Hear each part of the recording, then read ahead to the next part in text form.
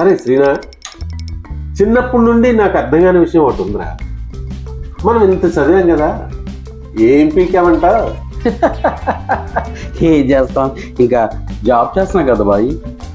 చేస్తే పెళ్లి చేసుకున్నాం కదా. చేసుకుంటే పెళ్లి చేసుకున్నాం కదా,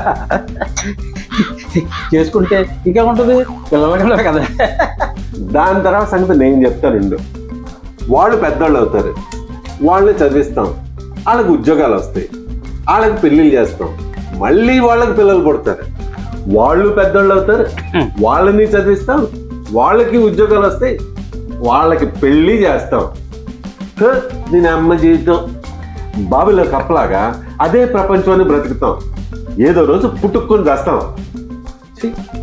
సిగ్గుండాలి. మరి ఏం చేయాలరా? ఏదో చేయాలరా, అసంతృప్తితో చావకూడదు. 20లో ఆలోచించాల్సింది 60లో ఆలోచిస్తే ఏం ప్రయోజనం? ఇప్పుడు ఏం పీకుతాం? రిమోట్ పట్టుకొని టీవీలో ఛానల్స్ కూడా మార్చలేం, ఈ గ్లాసులు ఖాళీ చేయడం తప్ప. మొదటి ప్యాక్ తోటి ఇదేరా ప్రాబ్లము. బ్రూస్లీలు, జాకీ చాన్లు అందరూ బయటకు వచ్చేస్తారు. రెండో ప్యాక్ వేసి పడుగు పెట్టేయాలి. వేసి నువ్వు త్వరగా వేసి త్వరగా తీరా.